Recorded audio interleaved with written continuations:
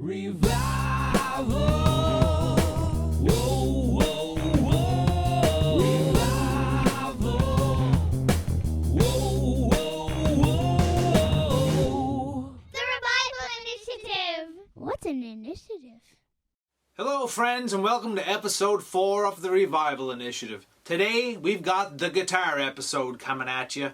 Years from now, people accepting major awards on the Grammy and Juno stages will thank this particular episode for the things they've learned from it. We got 3 monster guitar players who are going to teach you some tricks of the trade.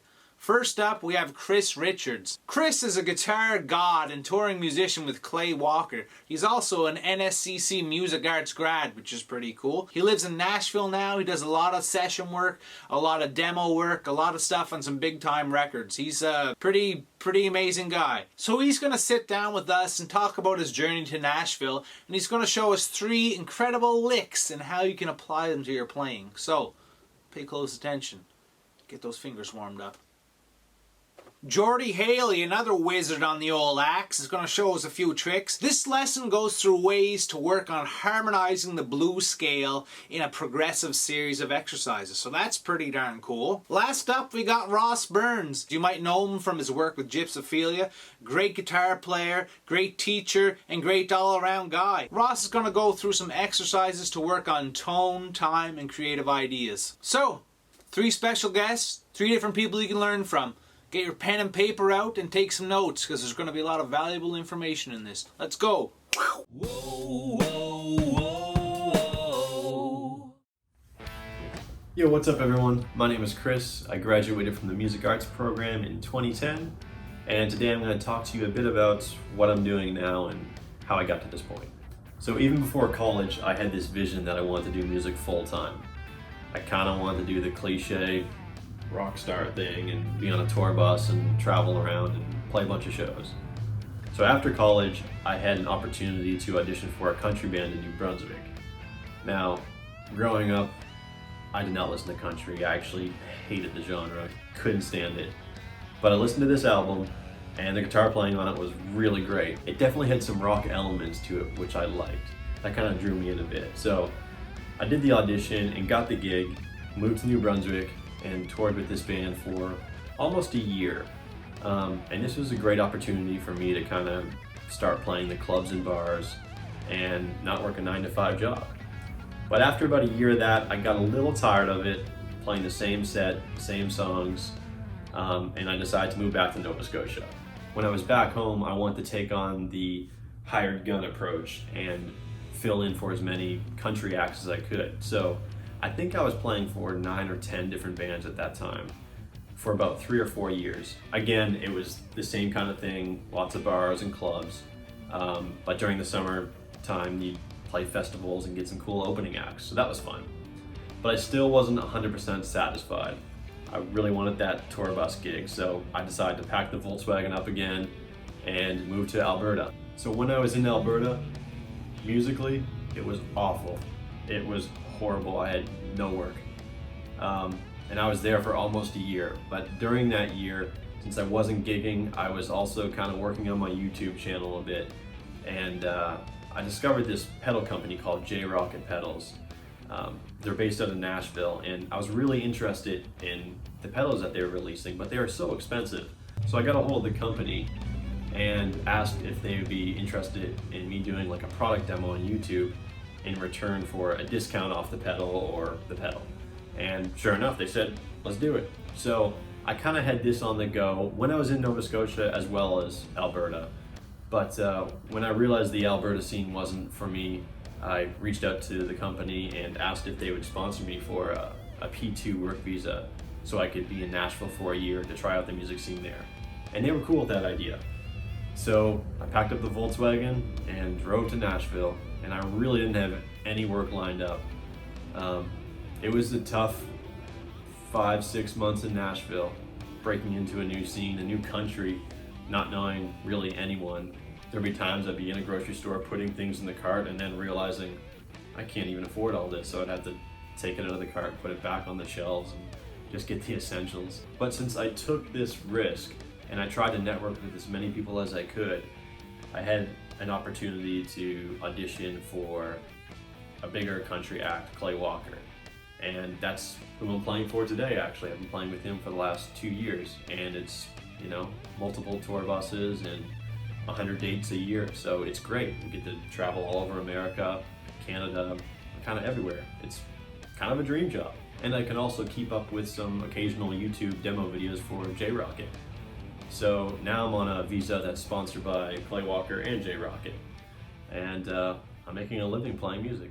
One of the big advantages that America music scene has over the Canadian music scene is there's just a lot more opportunity and places to play here. There's some huge Texas country bands that actually never leave that state because they can tour there all year long and play different venues all year and have a new crowd at every show. So it just kind of goes to show you how big America is compared to Canada. So with all that being said, I'm going to throw on one of my guitars and hopefully show some of you guys some cool new licks, maybe to spice up your playing or to get out of a few ruts or shapes or patterns that you might be stuck in.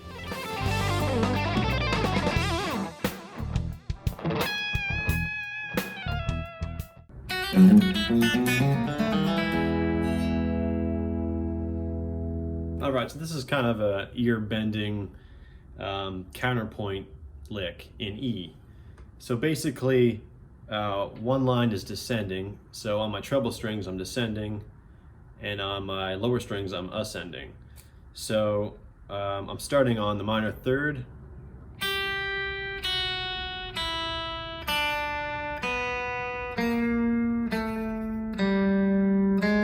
and ending on that major third. Now my bass strings, I'm starting on the second, and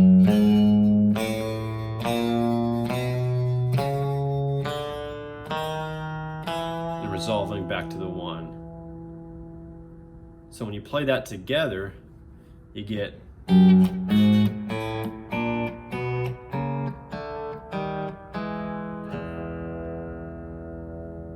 as far as picking it, I'm using my pick for the low strings, and I'm hybrid picking with my middle finger or ring finger on the treble strings.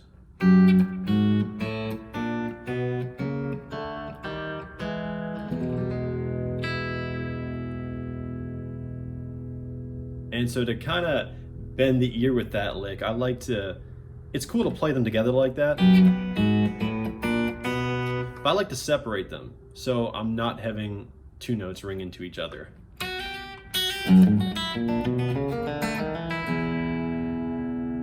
kind of cool.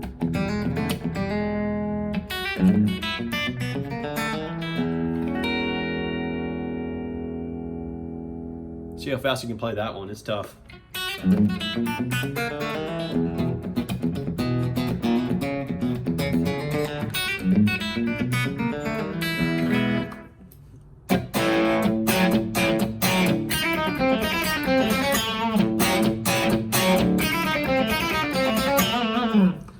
Alright, so this is kind of like a country blues rock lick. Something I actually transcribed off of Brent Mason and James Mitchell. It's kind of a hybrid between those two. So basically we're incorporating the blue note, we're in A here. And we're going to use that sharp 4, flat 5. We're starting on the B string.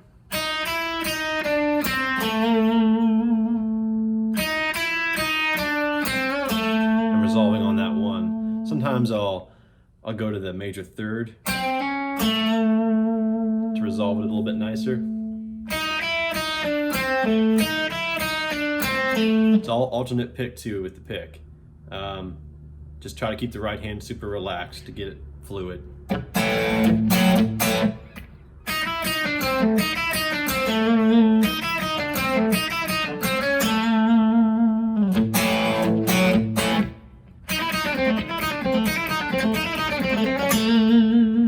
You could use that over D as well, playing the exact same thing. I might resolve it a little bit differently.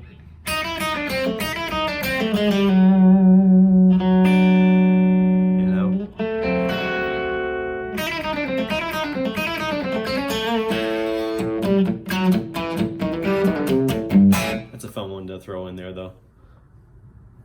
All right, here's one more double stop lick. We're going to do this in the key of G. It's kind of a fun one to play. It's pretty easy too.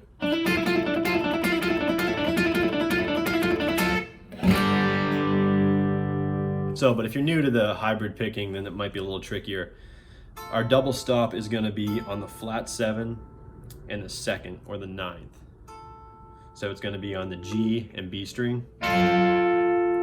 I'm kind of working out of this shape for G. And we're going to be hammering on with our middle finger to our pinky. So that's 5, 6 as far as intervals go in G.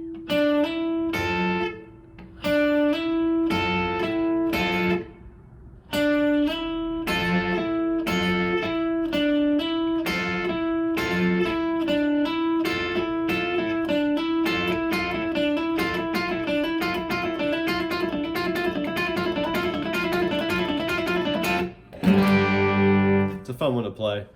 Yeah, and I also just want to point out that transcribing is such a big part of this game. And I don't mean just learning a solo and kind of half-assing it. I mean playing that thing as close to the record as you can, from, you know, the right sounds, tones, like if he's doing picking or hammer-ons or whatever it is, just really try to nail it. And then eventually, you know, you can kind of start incorporating those licks or ideas into your own playing. Another thing is, for guitar players especially, I don't know, if you're a rocker or a blues guy or a country guy, it's really easy to kind of get caught up in, I'll take minor pentatonic for example. If we're in E, every guitar player's favorite key, you know, it's pretty common to play E here. Or up here. But that's cool, but I think it's really wise to try to be able to play the pentatonic or mode or scale all over the fretboard. It just kind of opens up the whole instrument for you more, and kind of be aware of what intervals you're landing on a chord change.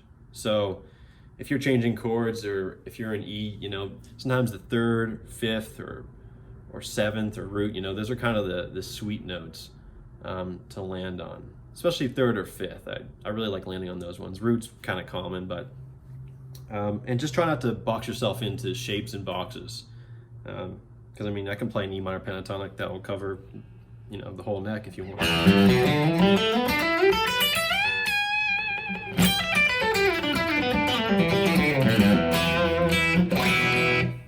You know, it just kind of opens up the fretboard a bit. So I hope that helps a little bit. The Revival Initiative. Hey there, welcome to this digital masterclass. My name's Ross Burns. I'm an artist, born and raised here in Halifax, Nova Scotia. I'm a guitar player, a percussionist, a capoeira teacher, an improviser, and a composer. And I wanted to share with you a very simple and what feels to me very useful practice exercise. And I hope it gives you something really fruitful. Hope you can take something away from this video and apply it to your own practice on your instrument, whether it's a guitar or otherwise. Okay, very simple. I have 3 things that I always want to be when I'm practicing. I want to have good time, I want to have good tone, and I want to have good ideas. I think that applies to everybody who's making music. And this is an exercise that allows you to really focus in on those things, as well as it's so simple that it lets you focus on really any technical challenge that you might be working on. So, good tone, good time, good ideas. We'll talk about it as we go, but maybe I'll just introduce you to the concept and then we'll take it from there. We're going to choose a slow tempo on the metronome and then just play 1 note per click. Play a random note. Doesn't matter what key. Don't stay in one tonality. It's really a chance to explore all over the instrument. Play the lowest note, the highest note, make big jumps, play the same note twice in a row, play open strings, closed strings, play muted, play just as many pick down, pick up, move horizontally, move vertically. All of those things, just play a pitch. Play it on time, try to play it with a good sound, but just explore the guitar and don't worry about what pitch you play. This is the exercise. So random pitch, very slow, once per click. Check it out. We'll talk about it.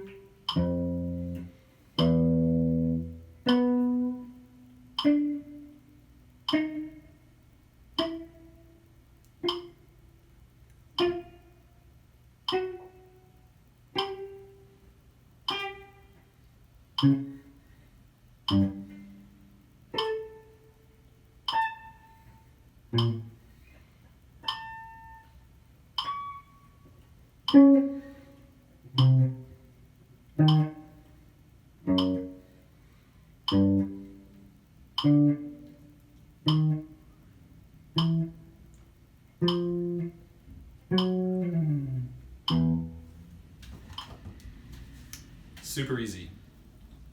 But at the same time, it's extremely hard because it takes a great deal of attention.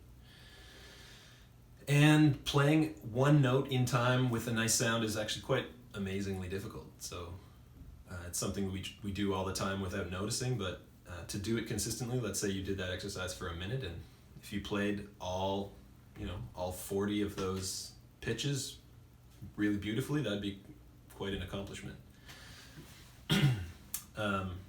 And it's an attention exercise. This is a chance for you to, for that minute, let's say it's 1 minute, let's say you do it for 2 minutes, 10 minutes.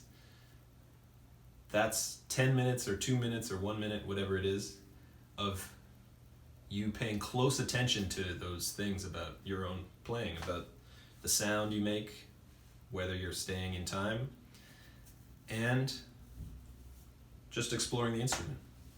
So I encourage you to pick different technical challenges, different, pick different areas on the guitar that you find that you never go. Maybe move horizontally. Pick upwards if you don't always do that. Have, for instance, accent notes differently, really quietly, really accented.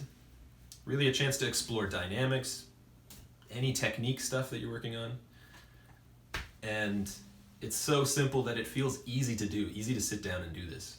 And I have confidence that it's sharpening my attention and sharpening my sound, that's great if I can do that. So, why don't we do the same thing with chords? Super easy. Again, just play. Don't be preoccupied with what. Just play.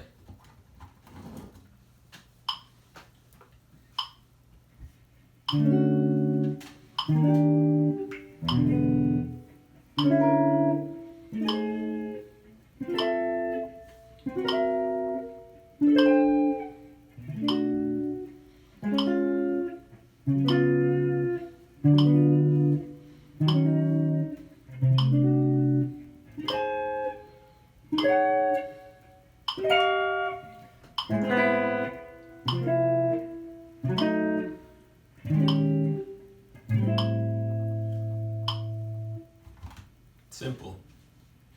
So all of that to say, very easy place to start. So as you go, you might want to challenge yourself a little bit. So let's just play different subdivisions of that same beat. So we'll get a chance to play more frequently to challenge ourselves. If you find that you're getting comfortable there, you just play a little bit faster. So let's subdivide it into 2, and then 3, and then 4, 5, 6, 7, 8, 9. As a way to practice all of the technical stuff that you could imagine. Like if you're thinking about a certain voicing, certain finger, certain area on the instrument, skipping strings.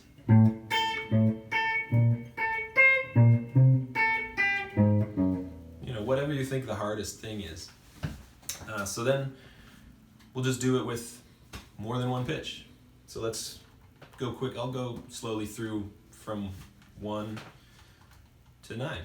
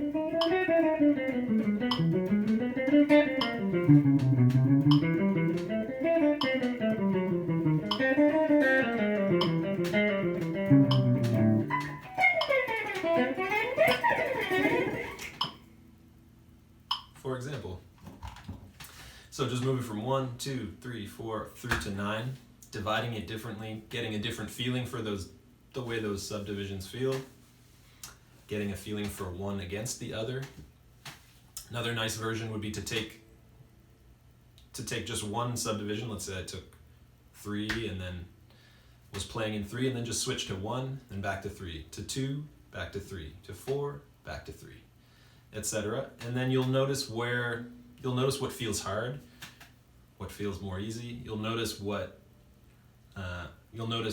you rush, you'll notice where you drag. And remember, it's not just about tone and time, but awareness.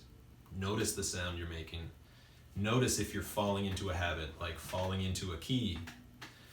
Could be a good thing to play in a key. Use this as an example of, play in a key you don't always play in, or practice a tonality that you are interested in learning.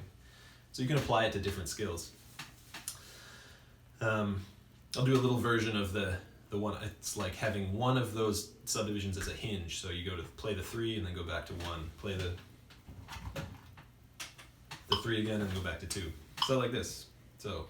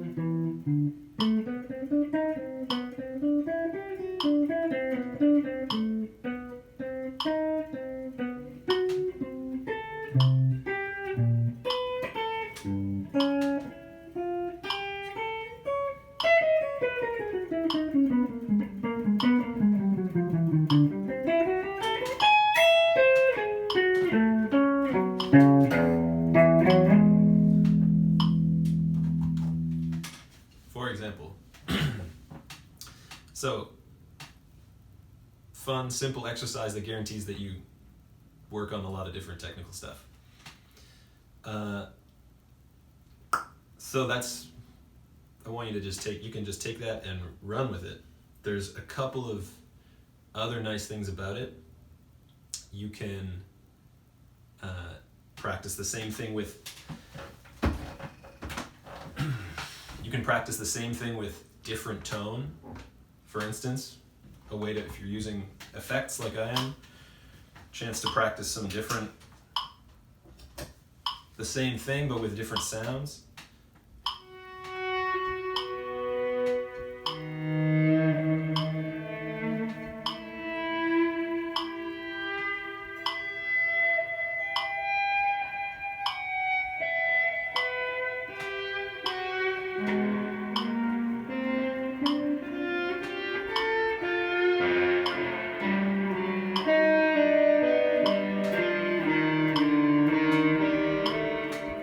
For instance, really like whatever you're working on.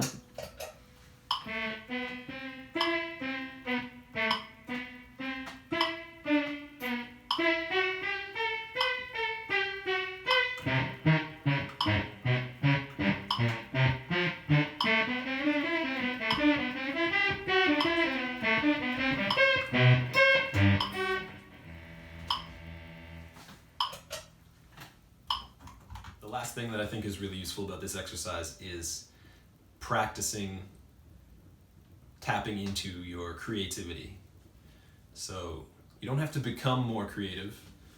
You are already super creative. The human mind does that by itself. You just need to, in a way, get out of its way. This is a great exercise for that. And I owe this to Jerry Grinelli and the teachings that I've learned from the Creative Music Workshop, where I was a student starting in 2008, and now I'm a faculty member. Jerry always says, and in that tradition, when you're improvising, you don't think up what to play, you hear what to play. And those are very different things. So if what you want is to hear what to play, this exercise is great for that. When you're playing one pitch at a time, pretty quickly your creative mind is going to start grabbing these different ideas. You're going to hear an idea for a melody or for an embellishment or for a chord that you want to add to it. So one exercise is to follow the rules until you feel deeply, deeply drawn to an idea. Like you have to play it, like it has some gravity, and then play it. In that way, you're being really genuinely creative. You're hearing ideas. You're not like, oh, maybe I should play this or that. It's not coming from you. It's a capital M musical idea that's there that you pursue really honestly. And if you hear it and then execute it, that's a kind of an ear training, which is very profound. So you can, while you're doing this exercise, if you hear something to play, let yourself go there, and when you do that, you're practicing improvising. Spontaneous composition. Super deep.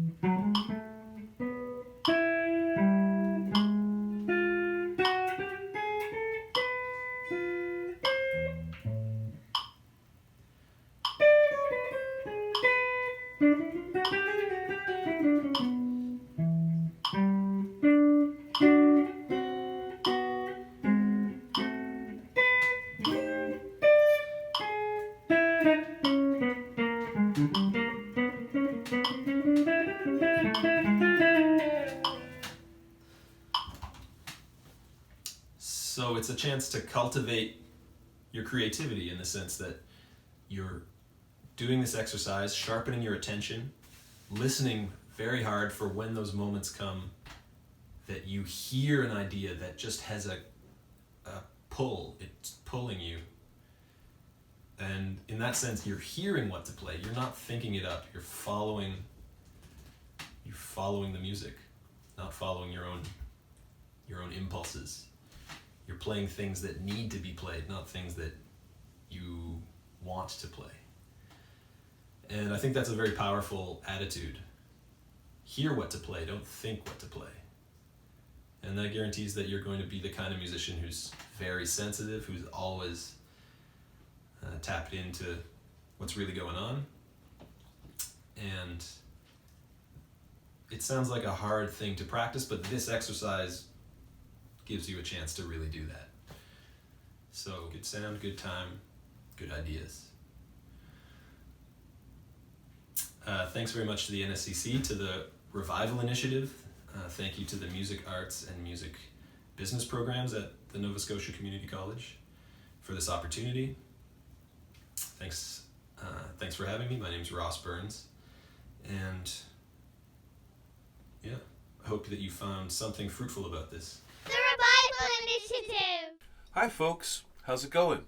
My name is Geordie Haley, and I'm really happy to be here. I am a performer, I am a creator, I am an educator. You can find all my stuff on YouTube. CD Baby publishes all of my studio tracks under something called Topic. If you just type in Geordie Haley, GeordiehAley, then you'll find me there on YouTube. I also have a whole bunch of great outtakes and live clips on my SoundCloud page, and I also do have a YouTube channel as well that's also got some really cool live stuff on it. But all my studio albums are on CD Baby.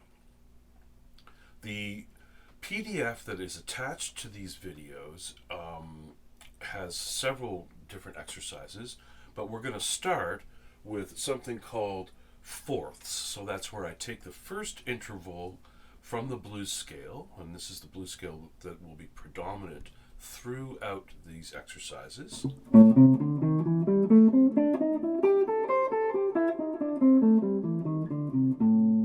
that's the A blues scale, and what I'm doing is I'm playing it in intervals of starting with a fourth, a minor third, a major second, a major third, a perfect fourth, another perfect fourth. Now we're back at the octave.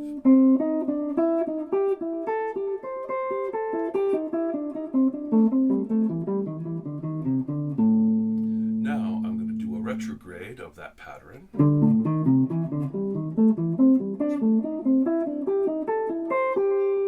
And now I'm going to do the retrograde inversion. That sounds fancy, but it's really just going up.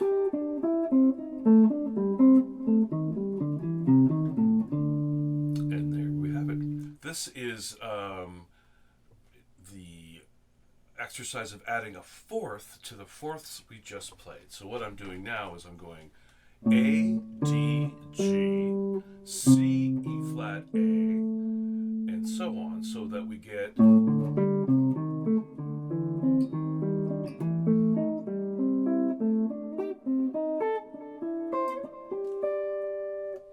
and then I like to play them harmonically as well as melodically, and that way I get some really cool sounds.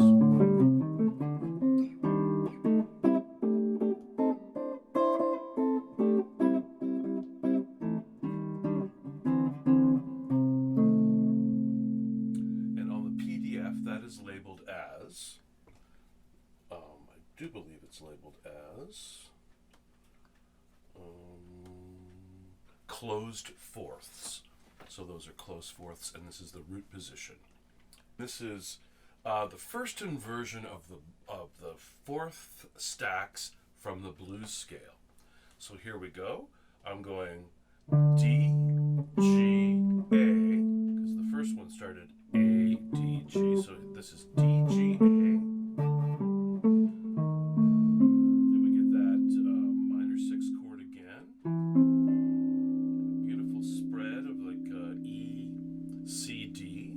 And then I get a very interesting one, G, D, E flat.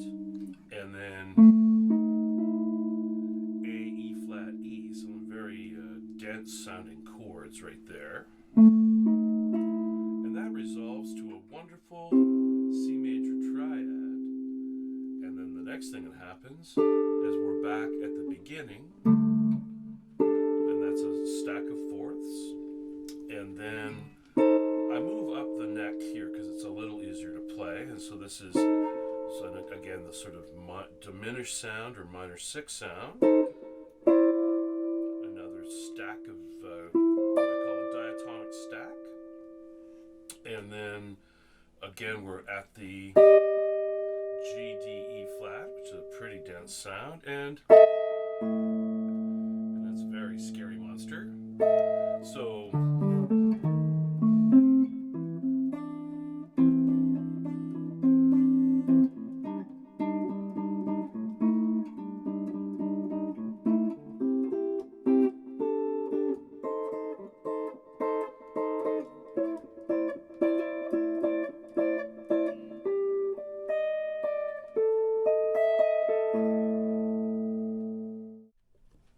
hi folks, this is the second inversion of the stacks of fourths from the blues scale, and this one has a lot of open strings.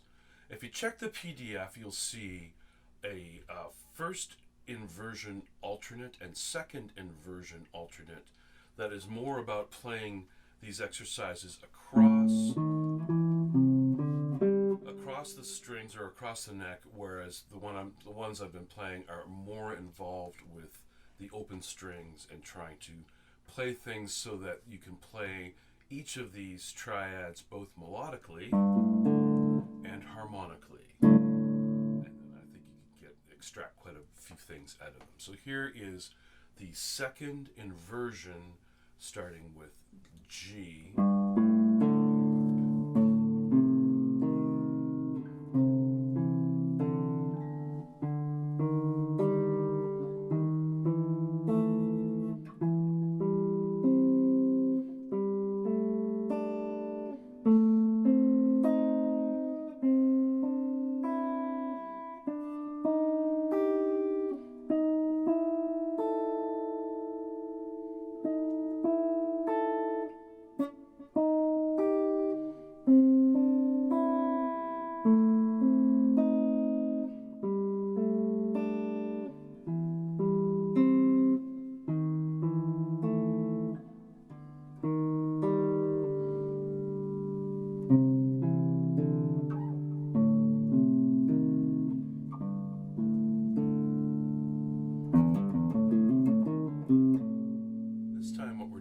Taking those three-note fourth chords and sort of exploding them out a little bit. So what I've got here is A, D, G. So I'm going to take the D, I'm going to put it up an octave, and I'll do that for the same with all the different triads. So we get this sound here.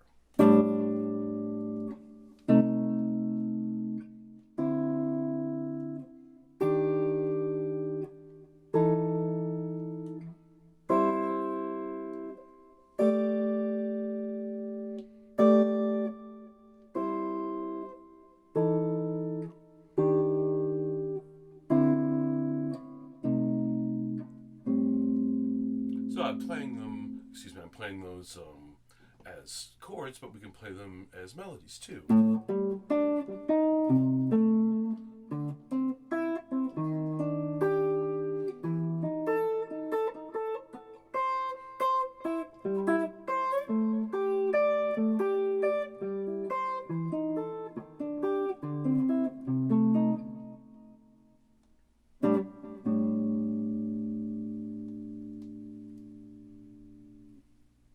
So these are the second inversion spread chords, and this time I'm starting on D. D was the second note of that initial fourthy triad that we started with. So this is D, A, G. So these are pretty, I like the sounds of these ones.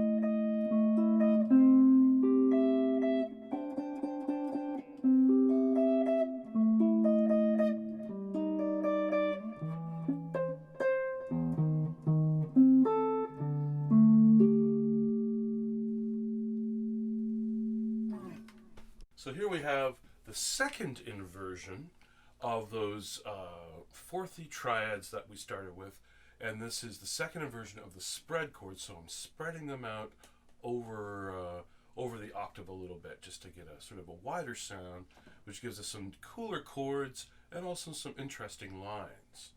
So.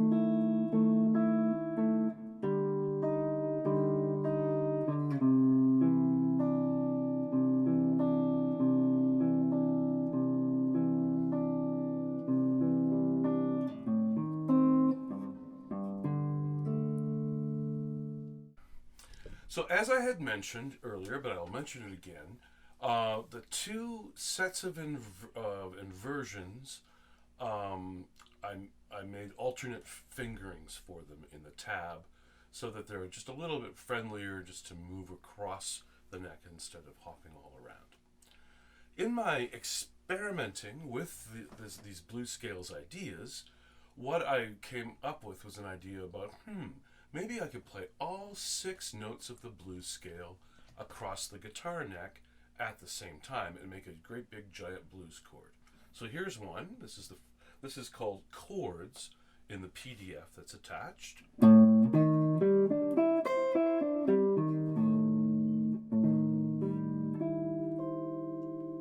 So that's the first chord. And here's the next one.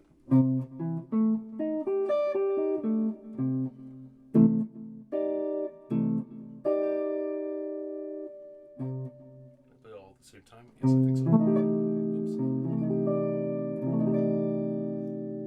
And here's the next one, which I really like this one a lot, mostly because it's kind of crazy sounding and it's also kind of fun to play.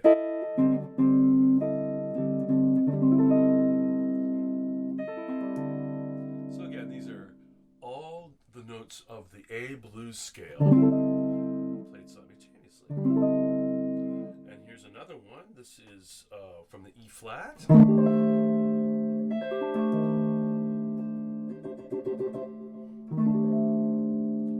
And here's another one. Now this I find a little hard to play all at the same time, so I'm going to play the E with my thumb on the 12th fret, play the chord, and then play the C as a tap.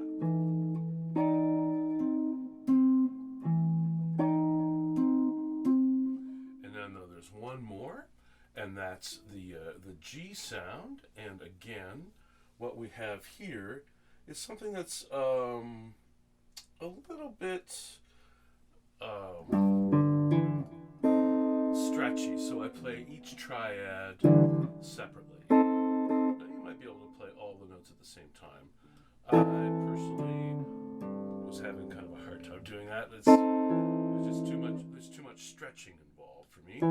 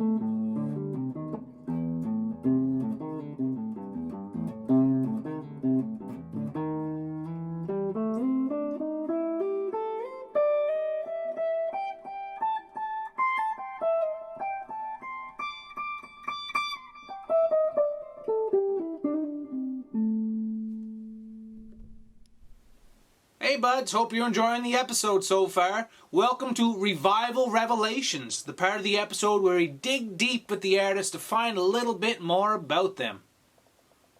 Stay tuned.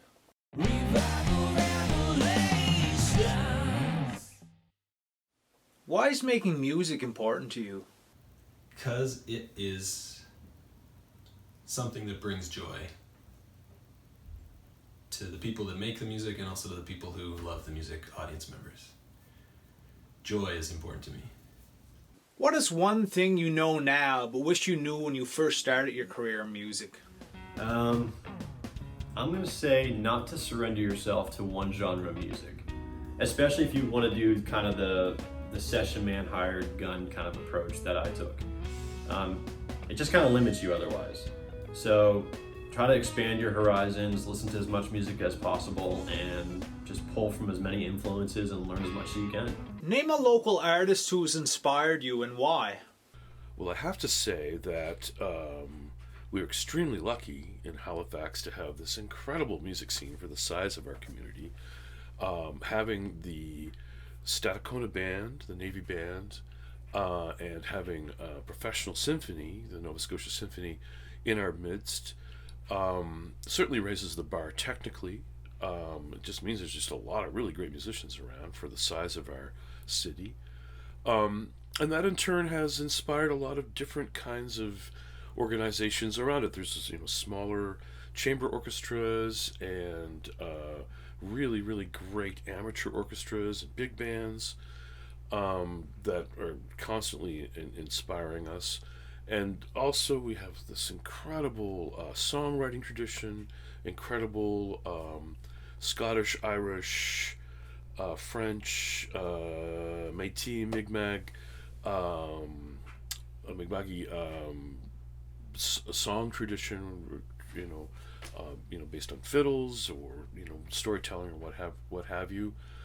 There's also great jazz and great blues from many of the communities in our area, and great indie rock, just amazing math rock, and oh my gracious, I can just go on and on. I think it is imperative all of us right now to demand that our media and our government really do step up much further to support all of the artists and culture right now, so that we can get our word out, get people listening and buying our products online, and really figuring out how we can continue to provide live music, because let's face it, that's where it's the best. In what ways do you think we could strengthen our local music scene in Halifax? I think the live venues could use bigger stages. Some of those stages are just so small, and it's all you can do to fit like a trio or 4-piece up on there, and they don't have a PA system really to back it up either. Like playing Cheers and Ale House for 3 or 4 years straight just was enough to drive me crazy. I find those places don't even sound good in there. If they had a bigger stage and a more proper sound system, it might be more kind of inspiring to the audience to hear a better mix, and for the musicians to actually kind of move around a bit more, as opposed to being pigeonholed in like a little corner on stage or something. Okay, name one local person, one local menu item, and one local album you'd like to bring with you on our next quarantine, if it ever happens. Hopefully not. Musically, I would probably have to say J.P. Cormier. Now, I played on sessions with this guy before, but I've never actually met him in person. Every time we've tracked on the same album, we've been to the studio on different days or just tracked from our home studios. So I guess to be in quarantine with him, it would be kind of cool to get my flat picking chops up there and learn some stuff. One local menu item, I'd probably pick something from Off the Hook Cookhouse. The fish and chips are just deadly. And I don't get any fish here in Nashville because I feel like we're too landlocked, and it's wrong to order fish here. Just don't do that. And what was the last one? One local album. I'm gonna pick my buddy Casey May's Eden. Again, it's another Nashville produced album. Great players on it, great songs, and he's just a really talented guy. Well, that was fun. Thanks so much for watching, everyone, and hope you learned a little bit from that. I know I did. The guitar's quite the instrument. So many sounds and tones you can make from it.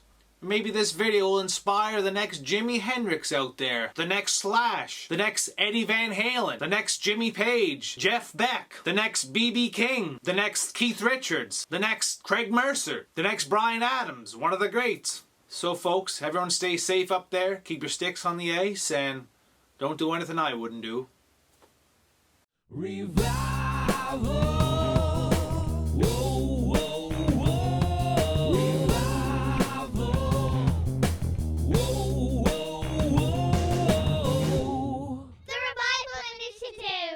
What's an initiative?